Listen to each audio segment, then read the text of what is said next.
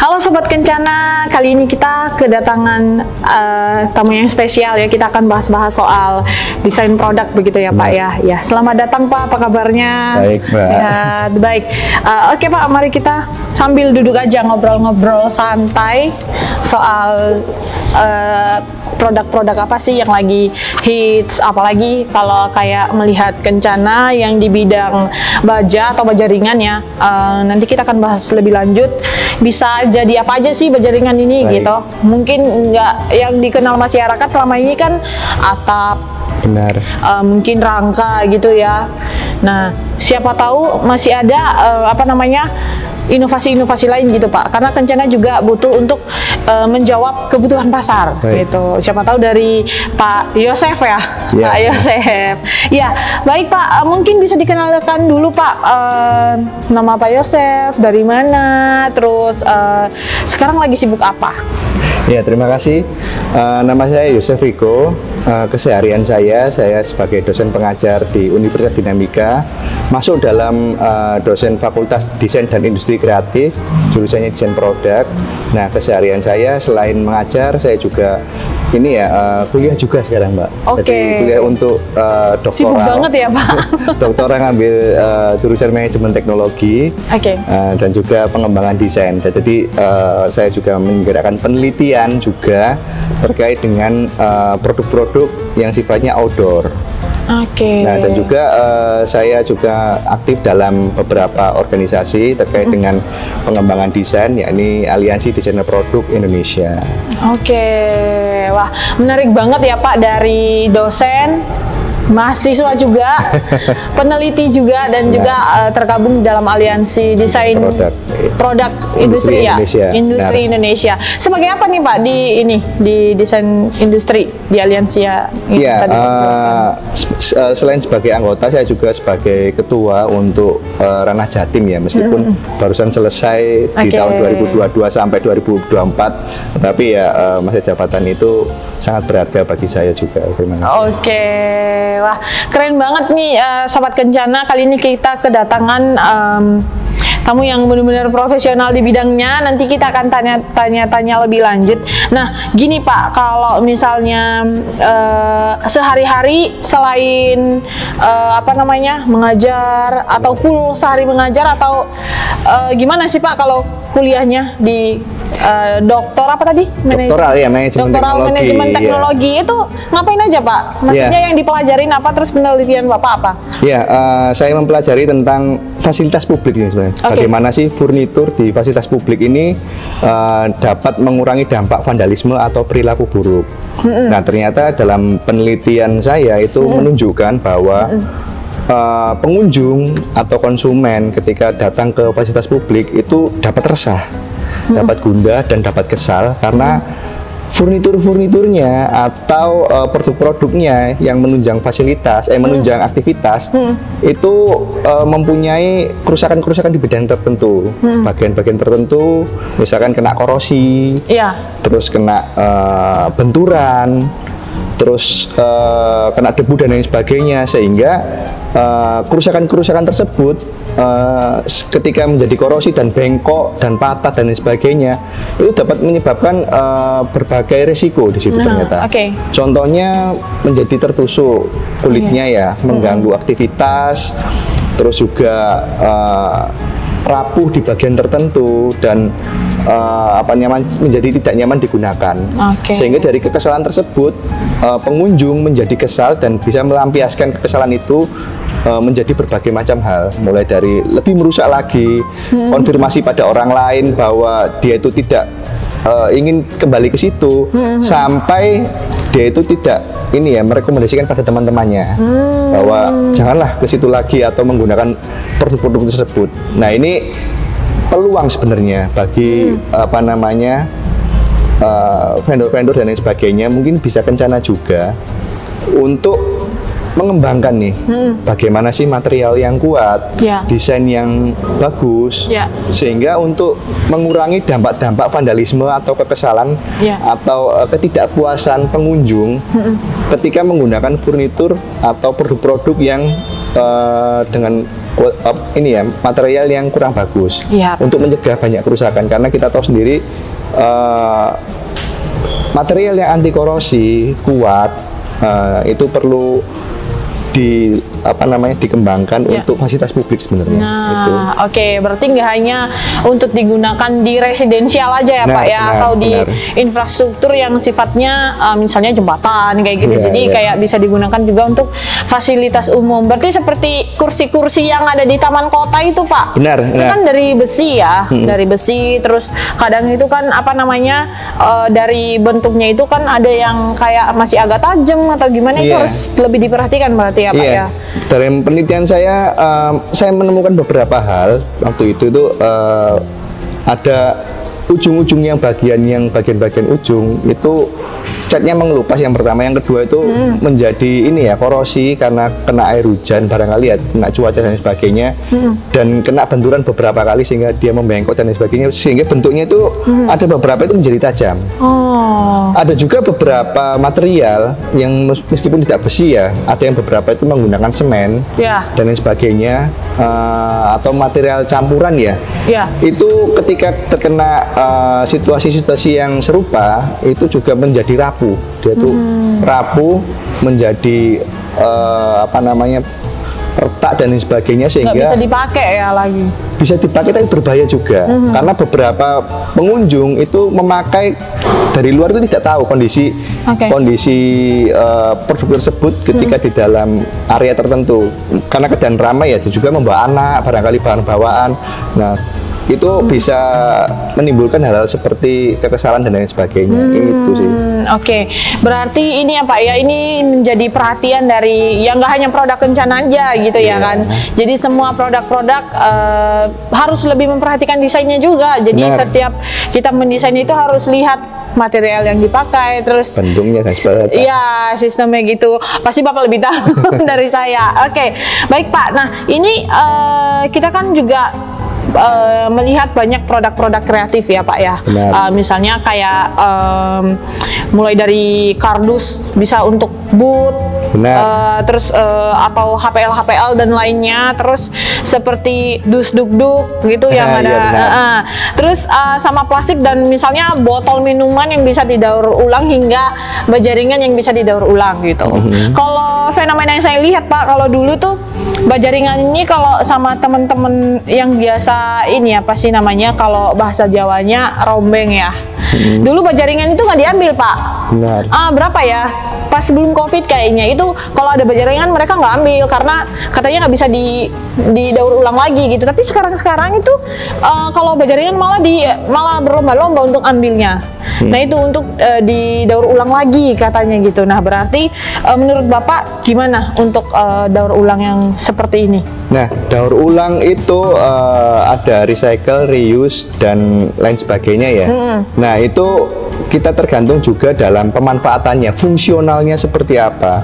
Nah, seperti yang Mbak tadi bilang, ada yang dari karton, ada yang dari pemanfaatan limbah plastik sampai logam bajaringan. Nah, kita tergantung juga dari ini ya, sifat dari material tersebut. Nah, pada sifat-sifat tertentu, misalkan kayak kardus, itu memang ringan sekali, ringan dan murah dan mudah didapat dan mudah dibentuk juga. Tetapi tiap material itu pasti punya kelemahan dan kelebihan masing-masing, dan itu kita harus menggunakannya dengan bijak. Contoh kalau kita menggunakan kayak kardus, tetapi kita mau letakkan di luar ruangan, itu ketika produk ini terkena panas dan hujan itu juga tidak bisa sebenarnya. Juga plastik ya, plastik ini ada kekurangan dan kelebihannya. Kelebihannya ini mudah didapat, terus juga awet dan sebagainya. Tetapi kekurangannya juga ketika mengolahnya ini menjadi sebuah produk yang utuh kembali, karena kan plastik itu dicacah dulu, kemudian di oven sampai suhu tertentu sehingga dia itu memadat kembali. Nah, pada proses tersebut itu ini ya, polusinya juga itu perlu diperhatikan juga, karena kan asapnya ini ya. Memang harus diperhatikan dari segala sisi iya, Pak, ya.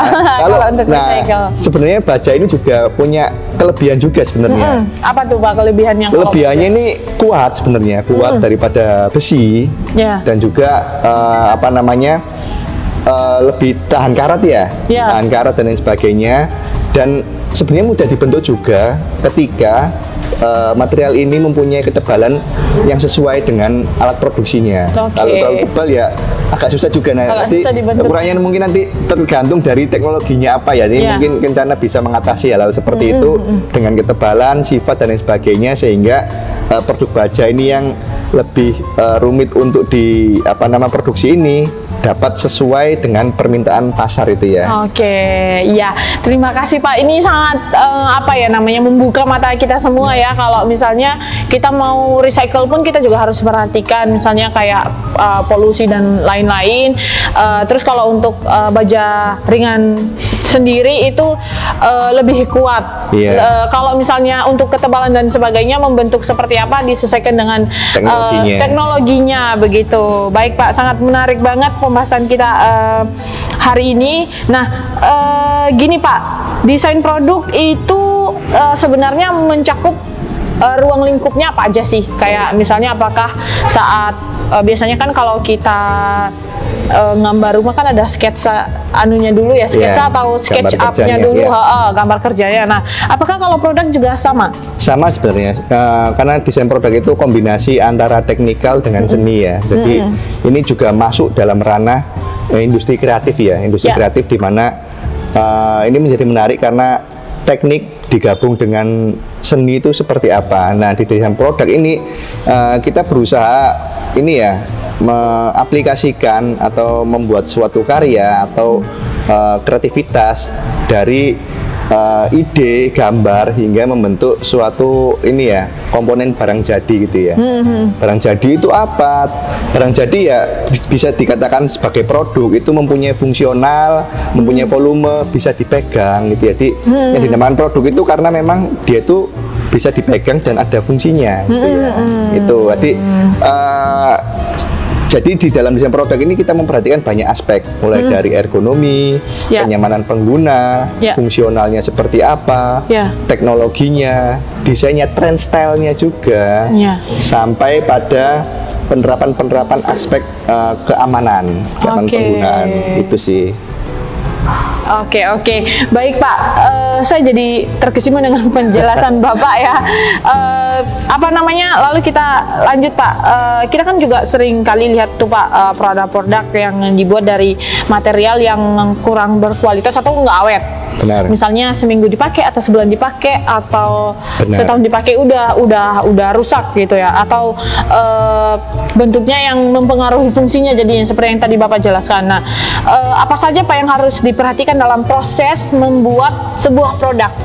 Karena ini juga kita butuhkan sebenarnya Pak, kan kita kalau Kencan ini kan kita ada dari hulu ke hilir. Jadi kita ada PT yang memang sebelum profil jadi yang seperti ini itu ada PT yang membuatnya. Jadi kita perlu apa sih Pak yang perlu kita perhatikan atau tips and triknya? Baik, silakan terima Pak. kasih. Ini cakupannya lebih besar ya terkait dengan kebutuhan dari industri produk sampai dari hulu ke hilir. Nah, kita harus bisa menjawabnya bahwa inovasi dari produk dari hulu ke hilir ini tercipta ada dua dalam teorinya, itu dari marketing push. Jadi marketing push ini apa? Itu adalah adanya permintaan dari luar perusahaan atau dari permintaan konsumen. Itu mempunyai permintaan yang tinggi terhadap suatu produk ya, sehingga hasil dari permintaan tersebut pihak marketing bisa melaporkan atau merekomendasikan kepada pihak dalam perusahaan atau pihak manufaktur dan R&D, Research and Development, kemudian dibahas bersama-sama apakah permintaan dari pengunjung konsumen ini itu dapat terpenuhi. Nah, kemudian diolah di dalam dari hulunya, diolah, kemudian untuk menciptakan atau membuat suatu karya ini apakah ini disesuaikan kembali dengan kebutuhan konsumen. Jadi dari luar kita masuk ke dalam, kita olah, kita kembalikan lagi ke konsumen. Yang kedua adalah dari teknologi push. Teknologi push ini apa? Ini kebalikannya dari yang tadi. Kalau tadi dari luar kita masukkan ke dalam, kita kembalikan lagi ke kebutuhan konsumen. Kalau ini dari dalam. Jadi dari pihak R&D, Research and Development dari perusahaan ini mempunyai fitur-fitur tertentu untuk pengembangan proyeknya. Mereka mengembangkan dengan menyesuaikan kebutuhan teknologi yang ada di perusahaan, kebutuhan sumber daya manusianya, kebutuhan pegawainya, dengan produk-produk ciri khas mereka. Ciri khas mereka, mungkin misalkan kalau baja kencana itu ya produknya baja gitu ya. Mereka olah seperti apa, kemudian kita coba pasarkan ke luar. Nah nanti kita pasarkan ke luar itu akan disesuaikan juga dengan permintaan pasar sehingga terjadi sinergi di situ. Wah keren banget ya. Penjelasannya sangat insightful banget buat kita. Jadi kayak ternyata masukan dari luar itu penting disampaikan ke dalam, dan dari dalam juga penting untuk membuat inovasi keluar gitu, supaya terjawab semua kebutuhan pasar yang diinginkan oleh konsumen begitu ya Pak ya. Oke, baik Pak. Nah saat ini kan ada isu lingkungan sama sustainability terhadap produk yang dipakai, itu kan menjadi penting ya Pak ya. Nah Kencana ini hadir sebagai distributor baja ringan yang saat ini produknya digunakan untuk substitusi dari kayu. Jadi kayak apa namanya, sekarang semua itu bisa dipakai baja ringan gitu. Jadi kita itu nggak perlu lagi pakai kayu loh, kita nggak perlu lagi motong kayu gitu. Dan Kencana juga komitmennya di sana Pak untuk menghadirkan semua produk yang dibutuhkan oleh masyarakat itu, tidak perlu lagi kita mengganggu hutan kita gitu ya kan. Terus apa namanya, kita yang biasa digunakan, kita juga punya reng, kanal C, kita punya sailing. Kalau sailing kan biasanya kita pakai, kalau pada umumnya kan pakai gipsum dan lain-lainnya. Pas sekarang sudah bisa pakai baja ringan dan kita tidak perlu cat lagi. Sudah ada warnanya. Nah ini pendapat Bapak mengenai produk-produk inovasi dari Kencana ini seperti apa Pak? Nah inovasi dari baja Kencana ini bagus sekali ya. Karena tadi dikatakan Mbaknya bahwa ini dapat menjawab kebutuhan, karena kayu ini semakin sulit didapat karena hutan itu semakin menipis ya persediaannya. Nah baja dari Kencana ini mampu menjawab ini ya, stok ketergantungan pada kayu dengan kualitas yang lebih kuat dan lebih awet. Dan baja ini juga bisa didaur ulang terus menerus ya, di apa namanya, ketika tidak digunakan kita bisa didaur ulang lagi, digunakan lagi tanpa kita merusak pohon-pohon dan lain sebagainya. Nah terkait dengan penggunaan tadi, selain dengan green teknologi tadi yang ramah lingkungan, pemanfaatan di berbagai hal dengan baja ini mulai banyak digunakan. Gimana tuh Pak? Kan kita selama ini kan taunya perumahan, infrastruktur jalan gitu, baru mulai merambah ke interior. Gimana Pak? Dari luar gimana nih Pak infonya? Seperti yang dikatakan tadi, karena permintaan di pasar itu banyak ya, terkait dengan penggantian dari produk kayu ini. Nah baja ringan ini ketika berurusan dengan teknologi yang terbaru seperti laser cutting, mesin press dan lain sebagainya, ini bisa masuk ke ranah-ranah yang lain ternyata. Bisa masuk ke ini ya, baja ringan ini karena strukturnya itu bisa lembaran, bisa sailing dan lain sebagainya. Itu bisa dijadikan berbagai macam produk. Misalkan untuk dari yang terkecil lah, jadi sainit, jadi ring dan lain sebagainya, tongkat dan sebagainya, sampai produk yang agak sedikit besar komponennya ya, seperti jadi rak, jadi kitchen set, jadi meja, jadi kursi, jadi lemari, sampai ketika mempunyai mesin press juga ya, mesin press mempunyai teknologi itu bisa jadi untuk mengembangkan elektronik, kulkas, mobil juga bisa, bahkan untuk pengembangan produk yang lain yang lebih besar itu bisa. Jadi baja ini keunggulannya sebenarnya itu dibandingkan material yang lain, dia itu tahan korosi, tahan air hujan, air laut juga. Nah ini cocok juga sebenarnya, produk ini itu digunakan pada produk yang bersentuhan dengan air laut, terutama ketika produk ini tuh sudah dilapisi dengan AZ ya, Ya, aluminium zinc. Apakah baja kencana juga pakai aluminium zinc juga? Kita pakai Pak, kita ada lapisan aluminium zinc itu yang standar nasional Indonesia itu kan 100. Ya. Terus kalau misalnya kita kayak untuk area dekat laut itu kita bisa pakai AZ 150 sama 200 ada. Jadi sudah kita sediakan semua untuk lapisan AZ-nya begitu. Nah, itu bagus sekali karena produk ini akhirnya produk material ini bisa digunakan untuk public facility ya, di publik ruangan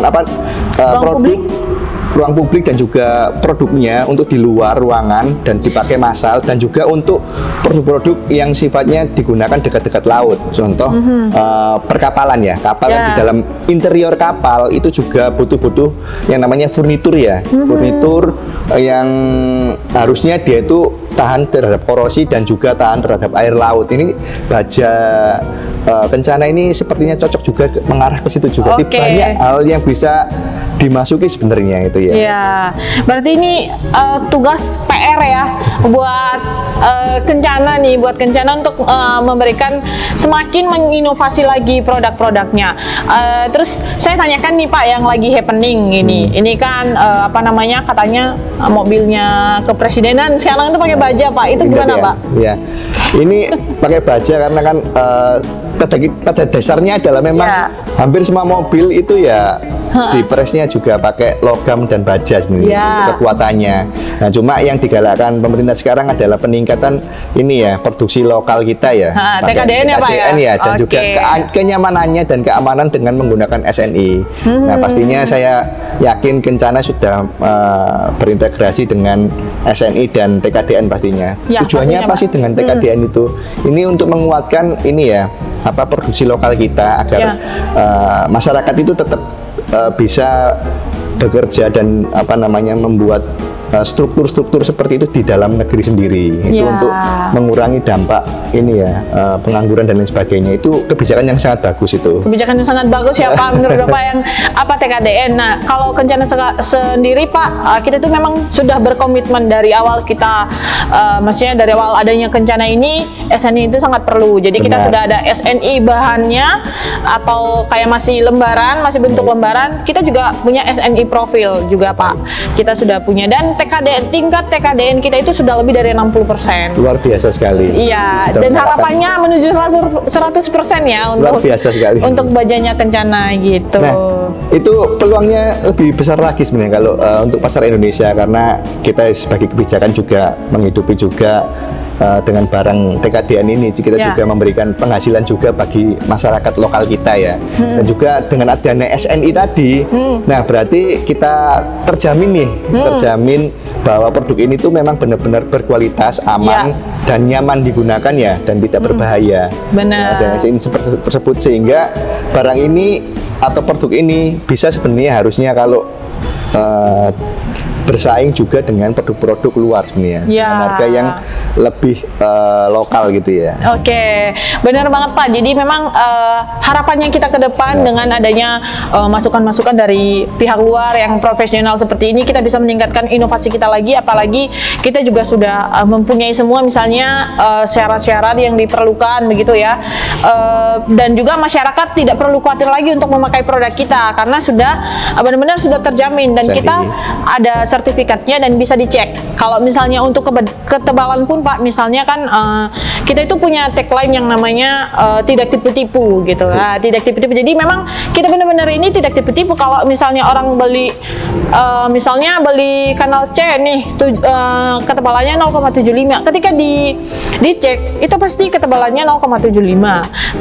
Terus biasanya kan ada toleransi 0,3 0,3 mili ya. Baik. Jadi itu sesuai semua. Kadang kalau misalnya di produk-produk, biasanya orang ngomongnya kalau bahasa di kita itu produk banci gitu. produk banci di luar sana itu banyak membuat kenakalan-kenakalan yang seperti itu, Pak. Nah, itu yang perlu menjadi concern kita. Kenapa kita harus selalu mengedukasi sobat kencana di luar sana itu supaya kalau pilih produk itu yang pintar gitu. Jadi kita mau bikin mereka pintar. Mau pilih brand apapun tapi harus pintar pilihnya yang berkualitas gitu. Supaya kalau misalnya kita pilih barang yang karena maunya murah aja gitu, kita akan dua kali karena kan kita belum tahu ketahanannya seperti apa, akibatnya nanti roboh atau gimana, itu yang jadi concernnya Kencana sih selama ini, Pak. Jadi selain jualan kita mengedukasi masyarakat juga begitu. Nah, satu lagi nih, Pak, sekarang lagi happening di tren desain produk industri itu apa, Pak? Ya, terima kasih. Kita bahas ke tren ya sekarang ya. Ya, tren, kita bahas tren. Tren itu adalah sesuatu yang berhubungan dengan lifestyle. Lifestyle atau gaya hidup masyarakat saat ini. Nah, masyarakat saat ini terutama yang di perkotaan, kita fokus perkotaan karena kita kan fokusnya perkotaan ya. Di perkotaan itu lebih didominasi sekarang itu dengan simplify. Jadi produk-produk yang sifatnya itu simple dalam arti kata tidak banyak dekoratif yang berlebihan atau unsur-unsur yang tidak diperlukan, itu simplify karena nantinya itu ruangan yang akan digunakan itu semakin mengecil. Jadi kalau dulu rumah itu bisa besar-besar gitu ya, kalau zaman sekarang itu rumah kecil-kecil dan produk yang digunakan itu harusnya lebih simple, praktis. Dan yang kedua, selain simplify, yang kedua itu adalah multifungsi. Multifungsi dalam arti kata seperti apa ini? Satu produk itu bisa digunakan berbagai macam hal. Mungkin lemari bisa digunakan jadi meja, atau mejanya itu bisa ditekuk atau diapakan ya, sehingga kayak sekarang sofa, Pak. Sofa kan bisa bisa ditekuk itu multifungsi ya. Jadi untuk menjawab ini tadi keterbatasan ruang ini ya, keterbatasan ruang. Dan yang ketiga ini adalah keawetan dan harga. Keawetan dan harga dalam arti kenapa? Karena kan barang ini nantinya digunakan dalam waktu yang lama dan juga harga ini juga mempengaruhi. Harga dengan harga yang masih bisa bersaing itu dapat menjawab tantangan. Nah, produk-produk yang sekarang ini memenuhi kebutuhan seperti itu karena gaya hidup masa sekarang ini ya lebih tertata, lebih rapi, dan tempat tinggal sekarang lebih mungil dan lebih praktis gitu ya, sehingga masyarakat membutuhkan desain-desain itu yang lebih minimalis, lebih modern, dan juga lebih tahan lama itu. Oke, baik Pak. Ini ternyata kita nggak kerasa ya, dari tadi sudah ngomong hampir 45 menit Pak kita ngobrol. Oke, baik. Ini terakhir nih Pak sebelum kita tutup. Pesan Bapak untuk para desainer produk Indonesia dan pesan Bapak untuk para industri yang ada di Indonesia, mungkin seperti Kencana, Baja terutama.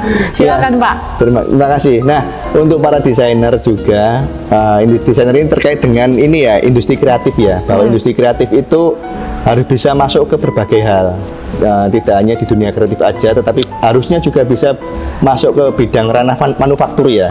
Karena manufaktur ini pada kenyataannya juga nanti akan bersinggungan juga dengan lifestyle juga. Tidak mungkin juga kita membuat suatu produk itu bentuknya kotak terus itu atau bulat terus, juga tidak mungkin juga. Makanya perlu kombinasi nih antara desainer, riset and development, pihak marketing itu bersinergi bersama-sama. Kalau dari pihak marketing tadi harusnya juga mengetahui lah, melaporkan atau memberitahukan pada pihak R&D bahwa ini loh kebutuhan masyarakat saat ini seperti ini, karena dia kan berusaha dengan di luar ya. Pihak R&D juga harus bekerja sama dengan pihak manufaktur dan pihak marketing agar ide-ide mereka ini lebih baru. Dan R&D ini biasanya di dalamnya itu ada desainernya biasanya, karena terkait dengan pengembangan produk dan desainer dan R&D ini jadi satu biasanya. Nah, itu mereka harus melihat dari marketing ini juga bahwa oh ternyata kondisi di pasar ini seperti ini. Jadi untuk sedikit ini ya mengurangi ego mereka, ego desainernya mereka itu harus seperti itu, dan melihat oh bahwa di pasar itu memang butuhnya seperti ini dan menyesuaikan. Nah, kalau pihak manufaktur juga harus bersinggungan juga dengan pihak desainer dan juga pihak R&D serta pihak dari marketing bahwa kebutuhan di pasar seperti ini. Nah, sudah saatnya juga manufaktur juga ini ya mengembangkan ranah teknologi mereka agar hasil dari produk mereka itu lebih bisa sesuai dengan kondisi saat ini ya. Mungkin saat ini ada yang minta dilengkungin kayak, ada minta di seperti apa. Nah, itu nanti manufaktur juga bisa harus menjawab seperti itu dengan belajar teknologi terbaru, pengembangan terbaru dan apa namanya produk-produk yang terbaru. Nah, untuk yang baja ini ya sekarang untuk baja. Ya, silakan Pak.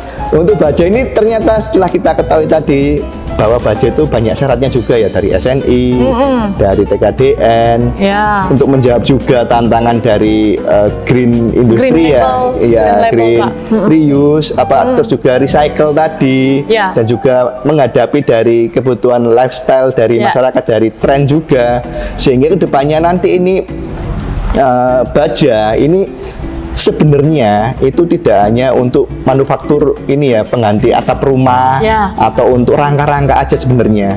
Kalau dipelajari lebih lanjut ketika disesuaikan dengan teknologi terkini kayak laser cutting, kayak CNC dan lain sebagainya, ini bisa masuk kemana saja. Mulai dari furnitur, aksesoris seperti pintu, sampai signage, rambu-rambu, sampai pada produk-produk olahan yang lain seperti rombong, kontainer yang lagi booming nih, kontainer-kontainer kafe,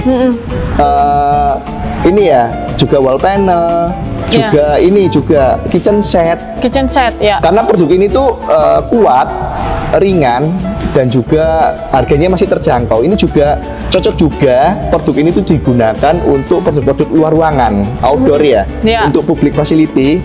Jadi bagi para investor nanti yang bergerak di dunia pariwisata atau dunia outdoor ya, lingkungan outdoor itu pakai baja ini juga cocok karena produk ini tuh tahan korosi, tahan benturan, mudah didapat juga, mudah pemasangan juga, mudah modulasi pemasangan, dan juga yang terakhir produk ini juga cocok untuk digunakan di dalam juga terkait dengan kondisi masyarakat saat ini ya, butuh apartemen kayak, butuh hotel, butuh lingkungan sekolah, kantor, ini juga cocok.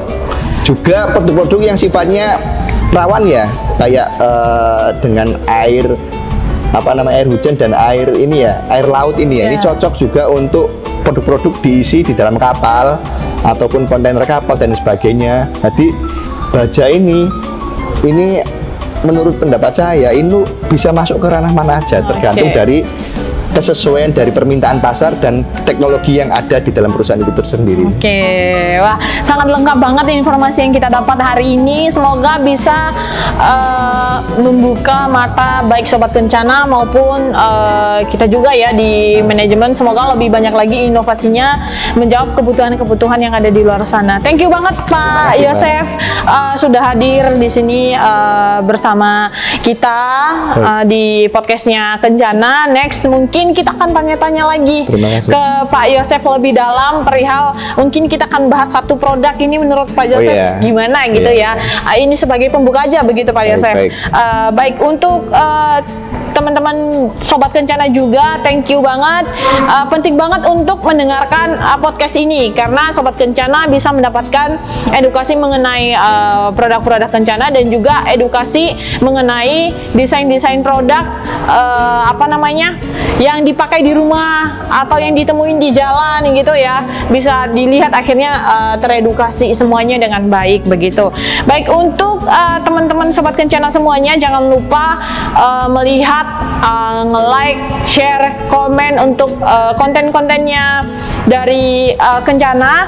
Follow Instagram kita juga dan TikTok dengan username kencana.bajaringan. Dan juga kalau mau lihat-lihat ngapain aja sih Kencana, kita punya live at Kencana juga. Jadi di sana banyak kegiatan perusahaan, pameran, kerjasama. Terus kita juga lowongan juga di sana ada semua. Jadi Sobat Kencana di luar sana yang mau gabung sama kita juga bisa lihat di live@kencana. Dan juga ada di LinkedIn-nya info lebih lengkap lagi kalau untuk lowongan kerja, ada di LinkedIn kita, di LinkedIn-nya PT Kencana Maju Bersama. Dan juga untuk membuka, jangan lupa membuka website kita juga karena di situ ada informasi produknya juga di www.kencanaindonesia.co.id. Baik, terima kasih Sobat Kencana, Pak Yusuf, terima kasih. Saya Rere pamit undur diri. Kencana, ahlinya bajaringan, tidak tipu-tipu.